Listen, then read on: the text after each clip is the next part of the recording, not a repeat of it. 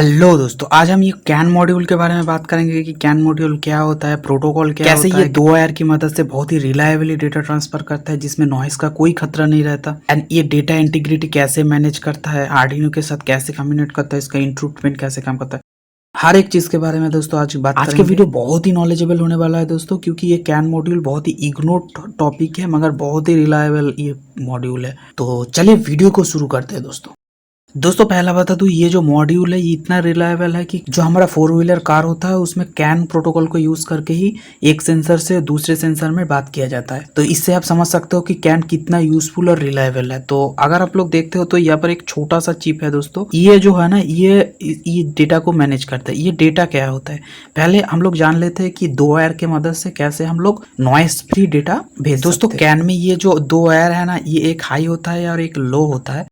इसमें जो हाई वाला है इसमें डेटा पॉजिटिव में जाता है एंड लो वाला में नेगेटिव में जाता है। अगर आप ध्यान देते हो तो ये कैन का हाई सेक्शन है एंड ये लो सेक्शन है। एक ही डेटा जगह अगर आपको एक बीट भेजना है तो ये एक में हाई होके जाएगा एंड एक में लो होके जाएगा। एंड देख सकते हो ऐसे ये डेटा ट्रांसफर। मगर कैन का जो ये आईसी है ये डेटा को इस फॉर्मेट में ले आएगा। तो आपका ये सवाल हो सकता है दोस्तों कि ये लो क्यों होता है। दोस्तों ये लो इसलिए होता है, अगर कोई भी बाहर से नॉइज आता है एंड इससे हाई कर देता है ना, इस वायर को हाई कर देता है तो ये नॉइज क्रिएट हो जाएगा एंड एमसीयू डिटेक्ट कर सकता है कि यहाँ पर कुछ गड़बड़ है, यहाँ पे 1 सेंस कर सकता है। मगर अगर यहाँ पर दो वायर में पेयर में डेटा जाता है ना, तो अगर यहाँ पर कोई भी हाई होता है तो यहाँ पर भी हाई हो जाएगा। अगर आप देखो तो ये जो दो पॉइंट है इसका जो वोल्टेज डिफरेंस है ये ऑलवेज सेम रहेगा, क्योंकि नॉइज से ये भी हाई होता है ये भी हाई होगा, या फिर ये भी लो होगा ये भी लो होगा। तो जो वोल्टेज डिफरेंस है वो सेम रहेगा। जो ये आईसी है ये वोल्टेज डिफरेंस को पहचान लेगा और डेटा में कोई भी दिक्कत नहीं होगा। इस तरह से आप समझ सकते हो कि डेटा इसमें जाने आने के समय में कितना सिक्योर। उसके बाद अगर इस मॉड्यूल को देखते हो तो ये तो आईसी हो गया कि ये डेटा हाई एंड लो को मैनेज करता है। ये जो मॉड्यूल है ये इस आईसी से डेटा लेता है एंड इसमें टेम्पोररी स्टोर करता है एंड डेटा कम्युनिकेट करने का काम करता है। और ये जो है ना MCP2415 इसका ये क्रिस्टल है। ये मॉड्यूल जो SPI प्रोटोकॉल है, आप देख सकते हो एसओ एसआई मतलब मीसो और मॉसी से ये MCU से SPI प्रोटोकॉल में बात करता है। तो दोस्तों ये बात कैसे करता है, ये जो एक एक नोड है ना दोस्तों, ये दो वायर से ऐसे कनेक्ट होता है, कैन हाई एंड कैन लो से। एंड ऐसे ही ये जितना भी कैन बस है इसको कनेक्टेड रहता है दो वायर से। क्या होता है कि ये बस दो वायर में एक ही डेटा सेंड कर सकता है, क्योंकि ये फिजिकली तो दो वायर है मगर एक बार ही एक ही डेटा सेंड कर सकता है। इसीलिए ये दो आईसी आपस में बात कर लेता है कि कौन सा डेटा कब सेंड करना है। दोस्तों ये मॉड्यूल आपस में जब बात करता है इसका जो डेटा स्ट्रक्चर है वो भी बहुत ही इंटरेस्टिंग है। अगर आप यहाँ पर देखते हो कि एक मॉड्यूल जब एक बार डेटा ट्रांसमिट करते हैं तो इतना बड़ा फॉर्मेट में ये होता है। तो पहला तो होता है स्टार्ट फ्रेम, जिससे एक मॉड्यूल को पता चलता है कि डेटा आने वाला है। उसके बाद होता है एवरीटेशन फील्ड, ये जो 11 या फिर 29 बिट का एक आइडेंटिफायर होता है, ये डिफाइन करता है कि डेटा जो जा रहा है उस डेटा का आइडेंटिटी क्या है। दोस्तों ख्याल रखने वाली बात ये है कि इस मॉड्यूल का कोई भी आइडेंटिटी नहीं होता है, जो डेटा जा रहा है उसका आइडेंटिटी होता है। ये जो आइडेंटिटी है ना ये चेंज हो सकता है कोड में, ये इस डेटा का बस आइडेंटिटी है। एक ही मॉड्यूल से आप अलग अलग आइडेंटिटी का डेटा भी भेज सकते हो। उसके बाद कुछ रिजर्व बिट होता है एंड इसके बाद होता है डेटा लेंथ कोड। 8 बाइट का डेटा आप भेज सकते हो। इसका जो लेंथ है यहाँ पर आपको डिफाइन करने का मौका देता है। उसके बाद इंटरेस्टिंग जो चीज है दोस्तों, यहाँ पर देख सकते हो CRC क्या है,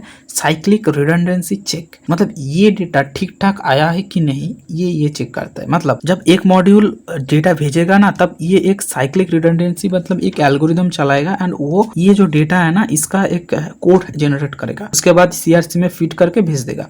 उसके बाद ये डेटा इसमें आएगा एंड इसमें ये डेटा को उसी एल्गोरिदम में चलाया जाएगा एंड देखा जाएगा कि सेम CRC जनरेट कर रहा है कि नहीं। अगर नहीं कर रहा है तो फिर से ये डेटा मांगेगा।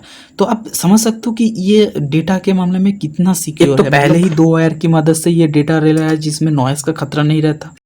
उसके बाद ये फिर से CRC चेक कर रहा है जिसमें नॉइस का कोई खतरा नहीं रहता। तो आप इंटीग्रिटी इसके समझ सकते हो। दोस्तों इस मॉड्यूल में एक बात का ध्यान रखने वाली बात है, जब ये दो वायर जा रहा है ना इसमें एक रेसिस्टर लगता है दो साइड में, 120 ओम का रेसिस्टर लगता है। अगर आप इस मॉड्यूल को देखते हो तो इसमें एक रेसिस्टर है। अगर ये मॉड्यूल कनेक्ट करने के बाद दो एंड आ जाता है, मतलब इसमें रेसिस्टर नहीं लगाना पड़ेगा मगर इसमें और इसमें एंड पॉइंट में टर्मिनेशन रेसिस्टर लगाना पड़ेगा, जिसमें एक रेसिस्टर है और एक जंपर दिया हुआ है जिससे आप इस रेसिस्टर से काम में ले सकते हो। अगर आप इस जंपर को लॉक कर देते हो तो इसका मतलब ये है कि इसमें इस रेसिस्टर है तो ये टर्मिनेशन में काम करेगा, मतलब इसमें ये लास्ट नोड है। और अगर इसमें कोई रेसिस्टर नहीं है तो ये मिडिल में होगा। आपको 2 पॉइंट में एक एक रेसिस्टर लगाना ही पड़ेगा। तो अगर आप ये भी यूज़ ना कर रहे हो तो खुद से 120 ओम का रेसिस्टर मैं एक कैन मॉड्यूल एक MCU नैनो के साथ कनेक्ट कर रहा हूँ और 4 नंबर पिन के साथ एक LED, 5 नंबर पिन के साथ एक बटन, और इस बटन को क्लिक करते ही इसमें एक LED जलेगा, इस बटन को क्लिक करते ही इसमें एक LED जलेगा। तो इसका जो एंड का जो रेसिस्टर है इसको शॉर्ट करना पड़ेगा, इसका तो शॉर्ट है और इसको शॉर्ट करने के लिए एक जम्पर यूज कर रहा हूँ। तो ये कनेक्ट करने के लिए दोस्तों इसका जो हाई है इसके साथ इसका हाई कनेक्ट होगा एंड इसका जो लो है एंड इस लो के साथ ये लो कनेक्ट होगा। बाकी और कुछ कनेक्ट नहीं होगा, 2 सेपरेट रहेगा, मगर मैं 2 को एक ही पावर सप्लाई से पावर दूंगा। तो आप अलग अलग पावर सप्लाई से अगर पावर दोगे तो भी ये काम करेगा। इसको आप दबाते हो तो ये ऑलरेडी ऑन होगा 1 सेकंड के लिए, एंड ये को अगर दबाते हो तो ये LED ऑन होगा। ये बस 2 वायर ही जा रहा है दोस्तों, बाकी कोई कनेक्शन नहीं है, बस पावर का एक ही कनेक्शन है। तो थियोरेटिकली जितना चाहो आप नोड लगा सकते हो, मगर प्रैक्टिकली ये पॉसिबल नहीं है क्योंकि IC का स्पीड लिमिट हो जाता है। दोस्तों 2 नोड के बीच में मैक्सिमम डिस्टेंस 100 मीटर होना चाहिए, तो ये काम करता है। 100 मीटर के आगे ये काम नहीं करता, तो 100 मीटर बहुत ज़्यादा है। तो दोस्तों आपको ये मॉड्यूल का भी यूज़ करना चाहिए, जहाँ पर ये जो MCU है इसके साथ भी कैन आता है। तो ये सब तब यूज़ करना चाहिए जब आपका डेटा बहुत ही शॉर्ट डिस्टेंस में और बहुत ही इंटीग्रिटी के साथ जाना चाहिए, आपको डेटा रिलायबली जाना चाहिए, तब ये मॉड्यूल काम में आता है। और आपको ये वीडियो कैसा लगा आपको कमेंट में बताइए दोस्तों, अगर अच्छा लगा है तो कमेंट कीजिए, और ऐसे वीडियो और देखने के लिए मेरे चैनल को सब्सक्राइब कर सकते हो। तो मिलते हैं दोस्तों नेक्स्ट वीडियो में, तब तक के लिए जय हिंद।